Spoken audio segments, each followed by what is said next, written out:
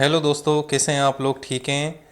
अच्छा जी, इस वीडियो के अंदर हम चेक के बारे में बात करेंगे। हम देखेंगे कि नेगोशिएबल इंस्ट्रूमेंट के अंदर जो हमारा एक्ट है उसके अंदर ये जो चेक है इसके बारे में क्या हमें बताया गया है, ये क्या चीज़ होती है। और जिस तरह प्रोमिसरी नोट है, जिस तरह बिल ऑफ एक्सचेंज है, बिल्कुल इसी तरीके से ये भी एक जो है ना वो एक नेगोशिएबल इंस्ट्रूमेंट है, लीगल इंस्ट्रूमेंट है, डॉक्यूमेंट है। तो इसके अंदर क्या होता है और इसकी क्या फीचर्स हैं और इसकी क्या टाइप्स हैं। जनाब, ये जो चेक है ये भी एक रिटन ऑर्डर होता है, जिस तरह प्रोमिसरी नोट होता है, जिस तरह बिल ऑफ एक्सचेंज होता है। मैंने अपनी पिछली वीडियोस के अंदर बिल ऑफ एक्सचेंज और प्रोमिसरी नोट के बारे में आप लोगों को तफसीली जो है ना वो बताया है और साथ में उनके जो डिफरेंसेस है वो भी बताया था। सो चेक भी एक रिटन ऑर्डर होता है। अब इसके अंदर होता क्या है कि एक पार्टी, ठीक है, जिसका नाम आमतौर पे ड्रॉर होता है, वो क्या करता है, एक किसी भी बैंक को वो ऑर्डर देता है, हुक्म देता है एक कागज़ के ऊपर लिख के कि यार ये जो अमाउंट है मेरी मेरी मेरी मेरी जो मेरे अकाउंट के अंदर जो पैसे पड़े हुए हैं इसमें से इतनी अमाउंट आप किसी अगले बंदे को ट्रांसफ़र कर दो। और वो जो दूसरी पार्टी होगी उसका टेक्निकल नाम होगा दी पेई। ठीक है जी। अब यहाँ पे जो बंदा ये रिटन ऑर्डर लिख रहा है उसका उसका नाम है ड्रॉयर। और वो जिस बैंक को कह रहा है वो ड्रॉई है। और वो जिस शख्स को वो ऑर्डर पे यानी कि वो अमाउंट वो दी जाएगी, ट्रांसफ़र की जाएगी, हम उसको द पेई बोलेंगे। इसकी मिसाल इस तरह लें कि मैं शाहरुख खान के पास चला गया तो शाहरुख खान ने कहा कि यार अयाज, तुमने ना पठान मूवी की बड़ी प्रमोशन की, तो चलो जी मैं तुम्हें ना 5 करोड़ का ना एक चेक लिख के देता हूँ। तो शाहरुख साहब ने अपने ना कोर्ट से एक चेक बुक निकाला और उसके ऊपर एक चेक था, एक कागज़ था, उसके ऊपर मेरा नाम लिखा, उसमें 5 करोड़ अमाउंट लिखी, डिजिट लिखे और सिग्नेचर कर दिया। अब वो जो बैंक था वो स्टेट बैंक था, तो उसने कहा आप स्टेट बैंक चले जाना और वहाँ बैंक को देना तो वो आपको ना कैश दे देंगे। मैं कहा ठीक है।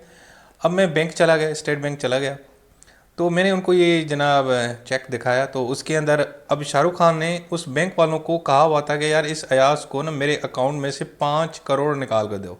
तो वो मैंने कागज़ उनको दिखाया जो एक रिटर्न ऑर्डर था। तो उस बैंक ने वो जो अमाउंट है जितनी लिखी हुई थी वो मुझे उन्होंने एज ए कैश दे दिया। तो भाई इसको हम बोलते हैं चेक। और ये ट्रांसफ़र होता है, ठीक है जी, ये नेगोशिएबल इंस्ट्रूमेंट है।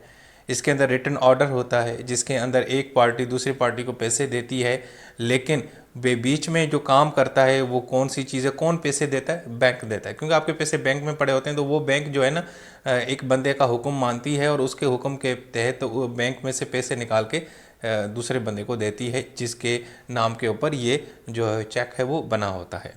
ठीक है जी, ये तो हो गया इसकी मीनिंग। अब इसको मज़ीद हम एग्जांपल से क्रिएट करते हैं, यानी समझने की कोशिश करते हैं। यार देखो, ये आप देखो कि हमारे यहाँ ना पाकिस्तान में एक इदारा है जिसका नाम है पीटीवी।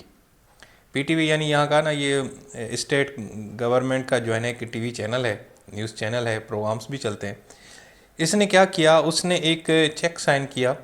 और हमारे यहाँ ये एक बैंक है जिसका नाम है एचबीएल बैंक। यानी अब यहाँ पे पीटीवी ने चेक बनाया तो पीटीवी का नाम क्या होगा? टेक्निकल दी ड्रॉर। और जिस बैंक को उसने ऑर्डर दिया वो ड्रॉई है। और उसको वो क्या कहता है? उसको ये कहता है कि यार ये जो राशिद महमूद साहब है ना, जिनकी यहाँ मैंने तस्वीर लगाई है, इनको 620 रुपये दे दो। अब ये पीटीवी किसको कह रहा है? पीटीवी जनाब एचबीएल को बोल रहा है। किसको अमाउंट दो? राशिद महमूद साहब दी पेई, ठीक है, 620 रुपये। अब ये आप नीचे जो देख रहे हैं, ये जो कागज़ देख रहे हैं, ये एक्चुअली वो ही ऑर्डर है, वो रिटन ऑर्डर है जिसके अंदर पीटीवी ने एचबीएल को हुक्म दिया कि भाई जो राशिद महमूद साहब हैं उसको हमारे अकाउंट में से 620 रुपये दे दो। अब यहाँ पे आप देखें ना, अगर आपको नज़र आ रहा है तो इसमें पे के ऊपर लिखा हुआ है, नाम लगा मिस्टर राशिद महमूद, रुपीज़ लिखा हुआ है सिर्फ 620 ओनली। ठीक है जी। और वो डिजिट में भी लिखा हुआ है। यहाँ पे पीटीवी का स्टैंप है, क्योंकि ये कंपनी है तो इसका स्टैंप भी है, लेकिन इसके साथ में सिग्नेचर भी मौजूद है। जो भी उनके एमडी होंगे, जो भी उनके जो उस वक्त के जो सीईओ होंगे, उनकी सिग्नेचर भी हैं, साथ में स्टैंप भी है।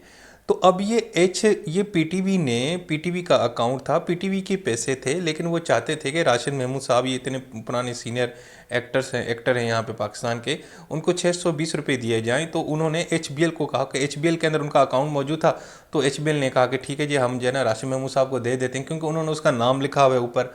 तो भाई ये होता है ऑर्डर, और इसमें ये चेक है और इसके अंदर हम एक HBL को या बैंक को, कोई भी बैंक होता है उसको ऑर्डर देते हैं और वो जनाब अगले बंदे को पैसे दे देता है। ये तो आपको वैसे भी पता होना चाहिए, ये बेसिक चीज़ है, हम अक्सर अपने आम लाइफ रूटीन के अंदर भी हम इसको यूज़ करते हैं। हम अक्सर लोगों को अपने ना चेक बुक से चेक काट के दे देते हैं और वो जनाब बैंक में जाते हैं जहाँ पे हमारा अकाउंट बना होता है जिस बैंक के अंदर, और वहाँ से वो बैंक वाले को, बैंकर को देते हैं। वो बैंकर क्या करता है, उसमें से उसके ऊपर जितनी अमाउंट लिखी होती है वो कैश निकाल के हमें दे देता है। ठीक है जी। तो भाई ये है हमारा बेसिक कॉन्सेप्ट चेक का, जिसको हम रिटर्न ऑर्डर भी बोलते हैं। अच्छा जी, अब इसके अंदर कौन सी पार्टीज़ हैं भाई? बुनियादी तौर पे 3 है। एक तो वो है जो ऑर्डर देता है, जो ये चेक बुक बनाता है, यानी जो हमारा पिछला एग्जांपल है उसमें पीटीवी जो है ना वो पहली पार्टी है, यानी ड्रॉअर है, ये मेकर है। और वो किसको हुक्म दे रहा है? वो बैंक को दे रहा है। और हमेशा जो HBL है वो यहाँ पे क्या होगा, ड्रॉ ही हो गया, क्योंकि ये उस ऑर्डर को जो है ना रिलीज़ कर रहा है। ठीक है जी, और उसको मेंटेन कर रहा है। अब वो जो उसमें उसके अंदर जो अमाउंट है वो किसको देनी है? वो पेई को देनी है, यानी पर्सन होगा या कोई और भी इंटिटी होगी। और हमारे यहाँ जो एग्जांपल मैंने दिया है वो किसका है? राशिद महमूद साहब का दिया है। ठीक है जी। वैसे आपको मज़े की बात बताऊं, ये जो आप देख रहे हो ना ये चेक बिल्कुल सही है। और एक्चुअली हुआ ये था कि ये एक बड़ी ज़बरदस्त न्यूज़ है, कि बड़े अफसोसनाक भी न्यूज़ है, बल्कि यही कहें कि राशिद महमूद साहब को ना PTV वालों ने 620 रुपये दिए थे कोई परफॉर्मेंस करने के ऊपर। तो उसने कहा शाबाश है आप लोगों को, मैं इतना सीनियर एक्टर हूँ, 50 साल से PTV के अंदर काम कर रहा हूँ, आपने मुझे 620 रुपये दिए। तो इन्होंने एहतजाज करते हुए, प्रोटेस्ट करते हुए ये जो चेक है ना वो अपने ट्विटर अकाउंट के ऊपर लगाया था कि देखें जी ये PTV वालों ने मेरे साथ क्या काम, यानी मेरे साथ क्या हरकत की है, मेरे साथ क्या इंसाफ़ी और यानी जुल्म किया है। तो जनाब ये वहीं से मैंने निकाला है। तो लेकिन एज ए एग्जांपल हमें यहाँ पे हम इसको यूज़ कर रहे हैं, तो आपको ये कॉन्सेप्ट क्लियर हो गया। ये मैंने आपको रियल एग्जांपल दिया चेक बुक का, चेक किस तरह साइन होता है। यहाँ पे बैंक का नाम भी लिखा होता है, तारीख भी दी जाती है, और जिसके नाम पे होता है, जो पेई होता है उसका नाम भी लिखा होता है, जो द ड्रॉअर है उसका नाम नीचे लिखा हुआ है। ठीक है ना, PTV और इसका बैंक अकाउंट सारा लिखा हुआ है, और जो बैंक है द ड्रॉई है उसका नाम कोने पे HBL लिखा हुआ है। तो सारी मालूमात हमारे इस जो है ना चेक ऑर्डर के ऊपर, चेक बुक के ऊपर, चेक जो होता है उसके ऊपर लिखी होती है। अच्छा जी, अब हम देखेंगे इसके फीचर्स क्या हैं। भाई सबसे पहले तो ये रिटन में होता है, जाहिर बात है आपने लिख के देना है, राइटिंग में देना है। दूसरा, इसके ऊपर तारीख लिखनी होनी चाहिए। ये बड़े अहम चीज़ है कि आप जिस तारीख का लिखा गया उसी तारीख को आप जाके वो यानी कि निकालें। ठीक है। वैसे आपके पास टाइम होता है कि आप 6 महीने तक वो आपका चेक जो है ना वैलिडेट होता है, यानी कि जिस दिन आपको इशू हुआ उससे लेके 6 माह तक, 6 मंथ तक आप उसको कभी भी किसी भी टाइम जाके उसको ना कैश करवा सकते हैं, बैंक में दे सकते हैं, वो यूज़ हो सकता है। लेकिन 6 महीने के बाद वो यूज़ नहीं होगा, उसकी वैलिडिटी ख़त्म हो जाएगी, वो डिसऑनर हो जाएगा। इसके अलावा जो पेज नेम है वो ज़रूर आपने लिखना है कि भाई ये किसके नाम के ऊपर है। खुद को दे रहे हो पैसे, बाज़ औक़ात तो लोग अपने आप को भी तो निकालते हैं ना सेल्फ, यानी खुद ही पैसे निकालने अपने अकाउंट से, तो चेक में ऊपर सेल्फ लिख के कर देते हैं। किसी और को मुंतकिल करना है तो वो लिख देते हैं, कभी क्रॉस लगा के बैंक अकाउंट लगा देते हैं कि यार इस बैंक के अंदर, ये अकाउंट के अंदर ये पैसे ट्रांसफ़र कर दो। तो ये नाम भी आपने लिखना है ज़रूर। इसके अलावा ये अनकंडीशनल होता है, इसके अंदर अनकंडीशनल जो ऑर्डर होता है। ठीक है जी। इसके अंदर दूसरी चीज़ है कि अमाउंट लिखनी चाहिए, आपने अमाउंट लिखनी होती है डिजिट में भी और वर्ड्स में। जिस तरह ये आप एग्जांपल देख रहे हैं यहाँ पे 620 रुपये भी लिखे हुए हैं, ठीक है, डिजिट के अंदर, और वैसे हमने वर्ड्स के अंदर भी लिखा हुआ है कि 620 ओनली। ये दोनों आपने चीज़ें लिखनी होती हैं। ठीक है जी। इसके बाद सिग्नेचर ज़रूर है, अगर आप कंपनी हो तो आपका स्टैम्प भी होगा, लेकिन सिग्नेचर भी होना चाहिए। और साथ में उस बैंक का नाम भी होना चाहिए कि किस बैंक का ये, यानी कि किस बैंक के अकाउंट में है। ऐसा ना हो कि आपका अकाउंट HBL हो, आप स्टेट बैंक के अंदर बैठे हों, आपका अकाउंट UBL में हो और आप जो है स्टैंडर्ड चार्टर के अंदर चेक बुक चेक लेके आएँ, तो ये इस तरह नहीं होगा। तो उसी बैंक का नाम लिखना होगा जहाँ के अंदर, जहाँ पे आपका अकाउंट है। ठीक है जी। तो भाई ये तो हो गए बुनियादी फीचर्स। तो मतलब देखें बड़ा सिंपल है कॉन्सेप्ट यार, ये इतना कोई लंबा चौड़ा तो है नहीं। अब इसकी टाइप्स क्या हैं भाई? पहली ये टाइप है जो चेक की, वो है बियरर चेक। इसमें ये होता है कि ऊपर पेई के नाम के ऊपर, यहाँ पे हमने देखा मिस्टर राशिद महमूद लिखा हुआ है ना, वहाँ पे लिखा होगा द बियरर। इसका मतलब है कि भाई ये जिसके हाथ में होगा, ये बंदा, जो बंदा ये चेक बैंक के अंदर लेके आएगा उसी को ही कैश देंगे। देखा कितना इंटरेस्टिंग है। हाँ, किसी बंदे ने अगर द बियरर का नाम लिख के रखा और चेक, और वो उसका गिर जाए, कोई बंदा उठा के बैंक में चला जाए, तो बैंक वाले उसी को ही पैसे देंगे, क्योंकि ऊपर लिखा हुआ है द बियरर, यानी जो इस चेक को हमारे पास लेके आया। इसमें नाम नहीं लिखा होता है ना। बड़ी इंटरेस्टिंग कॉन्सेप्ट। तो दुआ करो तो शायद तुम लोगों को कोई 2 करोड़ 3 करोड़ का इसका कोई ऐसा चेक वगैरह मिल जाए जिसके ऊपर द बियरर का नाम लिखा हो, और चले जाओ भाई बैंक में और ले आओ 2 करोड़। और ज़िंदगी को एंजॉय करो। अच्छा जी, इसके अलावा दूसरा जो इसकी टाइप्स है वो है ऑर्डर चेक।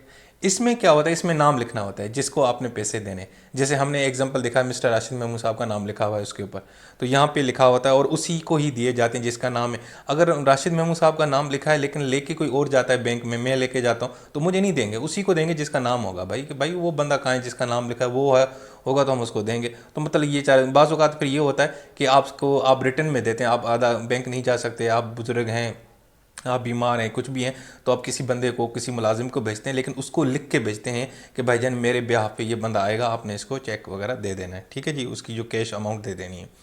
अच्छा जी, उसके बाद तीसरी जो टाइप है वो क्रॉस्ड है। क्रॉस चेक में ये होता है कि हम एक्चुअली ना वहाँ पे ना पेई का नाम नहीं लिखते, मिस्टर राशिद महमूद, एक्चुअली हम उसको क्रॉस करके दो पैरेलल लाइन लगा के बीच में सिर्फ अकाउंट लगा देते हैं। यानी इसका फिर मतलब ये होता है कि वो जो बैंक है जिसमें हम ये चेक लेके जाते हैं, तो वो कैश नहीं देता बल्कि उस अकाउंट के अंदर पैसे ट्रांसफ़र कर देता है, ठीक जी।